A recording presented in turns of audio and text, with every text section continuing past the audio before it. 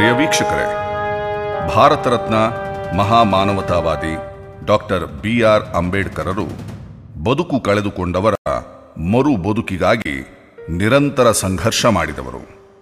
ಅವರ ಶಿಕ್ಷಣ, ಸಂಘಟನೆ, ಹೋರಾಟಗಳ ಬದುಕಿನಲ್ಲಿ ಅವರ ಎಲ್ಲ ಸಾಧನೆಗಳಿಗೆ ಬಹುದೊಡ್ಡ ಶಕ್ತಿಯಾಗಿ ಬೆಂಬಲಕ್ಕೆ ನಿಂತವರೇ ಅವರ ಧರ್ಮಪತ್ನಿ ರಮಾಬಾಯಿ.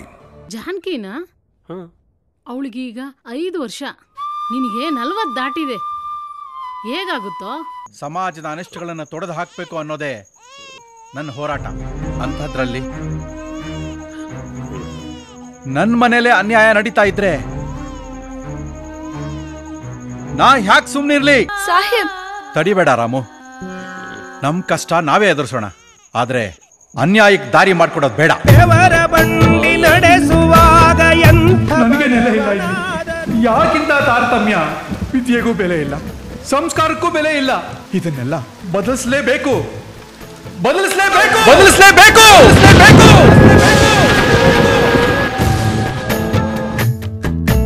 ಹಟ್ಟಿಯಾಗೆ ಹುಟ್ಟಿ ಬಂದ ದಲಿತ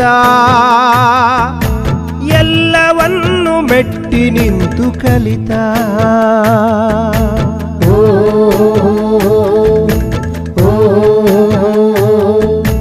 ದಲಿತನನ್ನು ಕೈಯ ಹಿಡಿದ ಸುಮತಿ, ಕೈಯ ಎತ್ತಿ ಮುಗಿಯುವಂಥ ಗರತಿ. ಈಗ ಇಲ್ಲಿರೋ ಪರಿಸ್ಥಿತಿ ಹೇಗೋ ಏನೋ ಅಂತ ನಾವೆಲ್ಲ ಚಂದ ಎತ್ತಿ ಈ ಹಣನ ತಗೊಂಬಂದಿದ್ದೀವಿ. ತಗೊಳ್ಳಿ ಆಯಿ ಸಾಹೇಬ್. ಬೇಡ, ನಮಗೆ ಹಣದ ಅವಶ್ಯಕತೆ ಆಗಲಿ ಅಡಚಣೆ ಆಗಲಿ ಇಲ್ಲ. ನಿಮ್ಮ ನಿರ್ವಾಜ್ಯ ಅಭಿಮಾನಕ್ಕೆ ನಾನೆಂದೂ ಚಿರಋಣಿಯಾಗಿರ್ತೀನಿ. ಇಲ್ಲಿ ನಿಮ್ಮ ಪರಿಸ್ಥಿತಿ ಚೆನ್ನಾಗಿಲ್ಲ ಅಂತ ಗೊತ್ತಾಯ್ತಲ್ಲ. ಅದು ಸುಳ್ಳು. ನನಗೆ ನನ್ನ ಸಂಸಾರಕ್ಕಾಗುವಷ್ಟು ಹಣನ ನನ್ನ ಸಾಹೀಬ್ ತಿಂಗಳು ಕಳಿಸ್ತಾ ಇದ್ದಾರೆ. ಹಾಗಾಗಿ ಮನೆಗೇನು ತೊಂದರೆ ಇಲ್ಲ.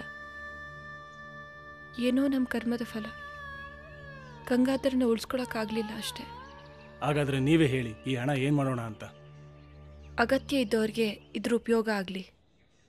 ಅನಾಥ ಮಕ್ಕಳಿಗೆ ಈ ಹಣನ ಕೊಟ್ಬಿಡಿ, ನಿಮ್ಮ ಶ್ರಮನೂ ಸಾರ್ಥಕ ಆಗತ್ತೆ. ದೊಡ್ಡ ಗುಣ ಅವಾರೆ, ನೀವು ಮಾತೆ ಇದ್ದ ಹಾಗೆ, ನೀವು ಹೇಳ್ದಾಗೆ ಮಾಡ್ತೀವಿ. ಭಾರ ಹೊರುವ ಬದುಕು ಇವಳದು, ಹಾರವಾಗು ಬದುಕು ಅವರದು. ಭಾರ ಹೊರುವ ಬದುಕು ಇವಳದು, ಹಾರವಾಗು ಬದುಕು ಅವರದು.